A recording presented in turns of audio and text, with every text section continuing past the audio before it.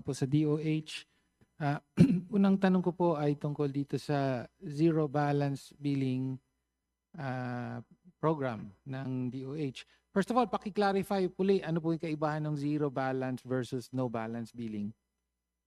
Mr. Chair, yung no balance billing was the old program. The no balance billing was for indigent patients listed under the National Household Targeting System of the SWD. So you have to qualify. So if you are poor, that previous process was you are given no balance, so zero din siya. Now we have extended that to any Filipino, indigent or not, that is admitted in basic accommodation of the 83 Department of Health hospitals. Okay. So for example, recently umikot po ako sa National Kidney and Transplant Institute. May isang patient po nagkaroon ng leptospirosis dahil sa baha. Ang gastos sa kanya because of the ECMO or a very highly technical procedure, naging 2.3 million pesos.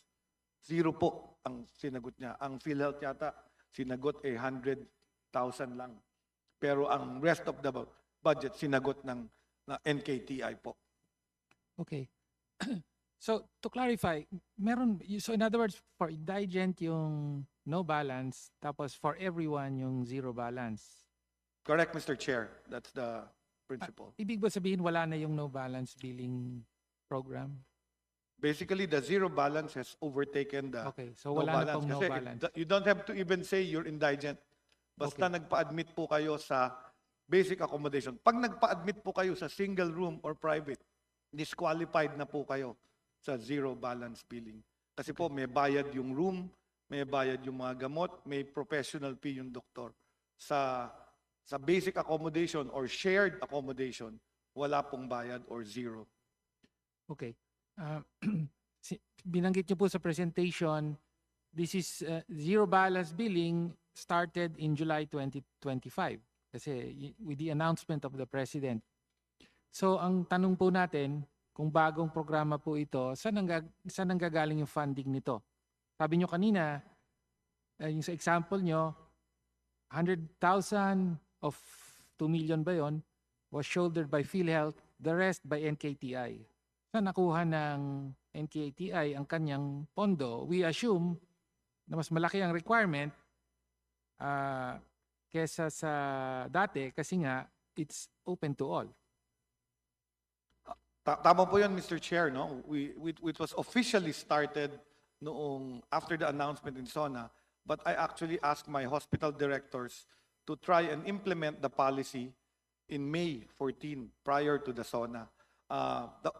Regarding the funds come from a special provision that allows all DOH hospitals to have fiscal autonomy.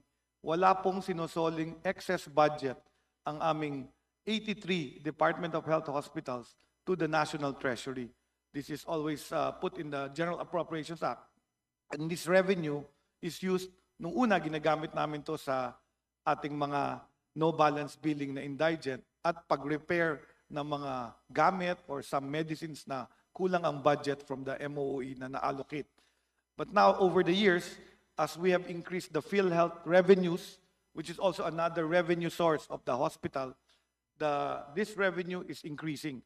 Plus, also medical assistance for indigent patients, which are also allocated in the different hospitals. So may share yung mga hospitals dito. Siguro for a simplification, what we saw is 30%, usually it's a PhilHealth fund, 30% is from the MAIP, 30% is from the fiscal autonomy or the maintenance and operating expenses of the DOH hospital. Okay, so gusto ko lang po maklaro saan nanggagaling ang pondo ng zero balance. Parang ang isang sagot nyo, PhilHealth, MAIP, and yung generated, self-generated income ng hospital. Okay. So we called it the quantified free service. So even Okay. before, even non-indigent patients, when there are requests from our partners in the legislature, we also allow zero balance, lalo na kung Okay. financially incapacitated. So doon po kinukuha yon yung mga allocations ng So would it be PhilHealth. correct to say then that the zero balance billing is at least 1/3 of it is funded by yung sinisingil naman sa mga hindi zero balance. Well, now wala na kasing zero, wala na kasing no balance. Dati, ang no Opo. balance sa poor lang. So may singil, may out of pocket yung Oo. hindi qualified. Oo. Today, ang sisingilin na lang ng DOH hospital yung nag-private. Pag Opo. nag-private room po, sila Oo. ang may bayad Pero na given that the wards of our DOH hospitals are may limited naman yan, di ba? Cannot accommodate everyone, obviously. No, so it would be correct to say the income generated from charging the non-ward clients subsidizes or partially subsidizes the the zero balance patients. Tama po yan na Okay. may other sources of revenue ang hospital. Outpatient, Oh, yun na nga. diagnostics, hindi pa rin po zero. Yun na So po. pag nagpa-CT Okay. scan kayo or MRI outpatient, may bayad, may fees yung Okay. hospital. So all this revenue, ito yung naiipon ng hospital, and then they are requested to be used either for repairs or additional medicines, or now in this case, we're using it for zero balance program. Okay. So ganin pa rin po ba ang funding model for 2026 para sa zero balance program? Ang nangyari, ang sabi ng DBM, i-increase namin ang maintenance and operating expense, yung pambili nga ng gamot ng ating mga ospital by 15%. So yan po yung nakikita sa NEP na 15% increase in MOOE to support the implementation of the zero balance billing. Okay. So 15% quantify po natin magkano po 'yon for the DOH hospitals na increase.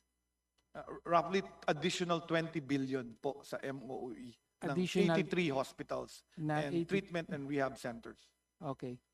Pero gayon pa man yung income generated by the DOH hospitals gagamitin pa rin para sa zero balance program. Yes, we will follow the commitment Okay. and directive of the President to provide zero balance for all Filipinos admitted So in DOH. to the committee, parang ito pa rin po yung isang concern natin. No? Maganda po, okay, sa ward, libre ka na.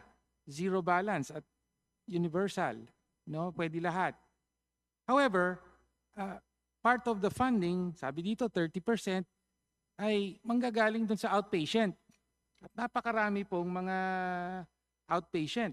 Basically, pag outpatient po, ibig sabihin hindi ina-admit sa ward. Tama po ba? So, ibig sabihin kung hindi po ganun kaseryoso na kailangan mong ma-admit, magbabayad ka pa rin. Kahit maralita o hindi. Tama po ba? May konting correction po ako. Opo, Ang sige po. outpatient po, libre din ang consultation Okay. sa ating public hospitals. Ang ibang laboratory, libre din po. In fact, yung bukas centers, libre. May mga expensive na mga tests like MRI, CT scan, kailangan pong iminta ng Opo. ating mga ng mga hospital director. Kaya nag-charge sila ng Yun na mas po. mura kaysa sa private. Siguro almost 50% cheaper. So Okay. for our middle class, malaking tulong din po yung pondo na binibigay nyo sa amin. Sa HPEP naman yan. Kasi may HPEP yan, mahal yung equipment, 100 million, 80 million. Pero madaming Pilipino na nasa servisyohan.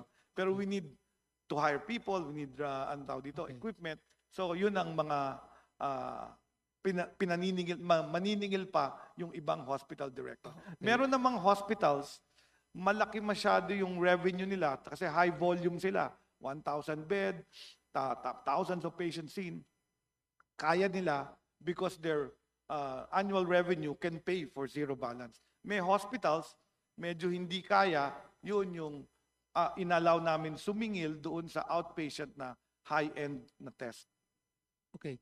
What would it take para pati yung outpatient ay makover na rin ng zero balance? Ultimately, yun po ang ideal, di ba? Thank you, Mr. Chair. Opo. Dahil ito po ay new program, aaralin namin, nitong year na to, lahat ng pasyente po na lumalabas sa DOH hospital may statement of account. Doon sa statement of account, kita namin magkanong ginastos ng DOH, magkano binigay ng PhilHealth, magkano nanggaling sa MAIPIP, at magkano ang sinuportahan ng maintenance and operating expense. With this number of patients that we will see, we already see in the last 2 months a 20% increase of patients coming to the DOH hospitals. Hindi na ho sila takot magpatingin kasi dati po ang mahihirap ayaw pumunta sa ospital dahil takot gumastos. Ngayon, sabi ni Presidente, zero na, tumaas po talaga ng 20%. So maybe next year, mas accurate po ang hihingin ko sa Congress na budget, I mean sa DBM and then sa NEP, na para masustena at ma-maintain natin itong zero balance sa mga Pilipinos. Okay, so kailangan pong dagdagan annually yan kasi baka dumami po, no? It's not just a matter of MOE. Kailangan nyo mag-expand ng facilities. Tama po ba? Okay. Tama po ba? Pero at the meantime, yung facilities kasi matagal i-build. As you can see from our disbursement rate, 80% lang. Ang disbursement namin matagal because pag infrastructure, mga 2 to 3 years bago matapos at maibayad lahat dun sa building or structure na tinayo. So ito, nililipat namin yung budget sa services. Tapos as chairman of PhilHealth, pinai-increase ko rin yung support value ng PhilHealth. As of now, after 2 months implementation, nakita namin ang support ng PhilHealth nasa 25 to 29% lang nung total gastos sa isang pasyente, sa isang Pilipino. So kung ma-increase ko lang to about as much as 50%, malaking tulong yon sa budget na hindi nalalaki yung budget na hihingin ng DOH. Number 2, ang goal natin, mapataas talaga yan to at least 70 to 80% support value. Kasi yun yung international definition ng UHC ng isang bansa, na 20% lang ang out-of-pocket cost. Okay. Mr. Chair, I go back to my question. Magkano po ang kailangan para maging totally libre sa mga government hospital, pati yung outpatient? Kasi kahit tanungin natin yung mga kababayan nating maralita, yun ang mabigat. No? Hindi lang naman yung mga na-admit sa ward, hindi naman yun lang ang gastos. Mas kadalas ang gastos pa nga yung outpatient. So how much? Magkano po yung, I'm sure you have the figures, how much was of the hospital income was used for the zero balance? No?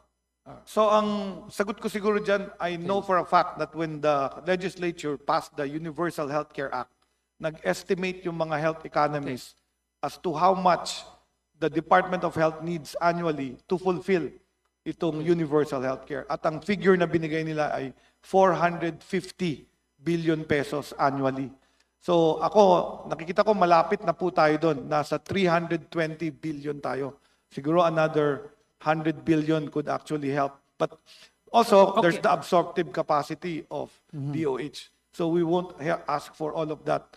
We will only ask for what we can utilize per year. 120 billion po would cover outpatient services. Kasi, 320, paano may sabi nyo? 320, Mr. Chair, I cannot commit, because healthcare costs continue to increase. Even if outpatient costs, we want to give all for free. Gusto namin yan.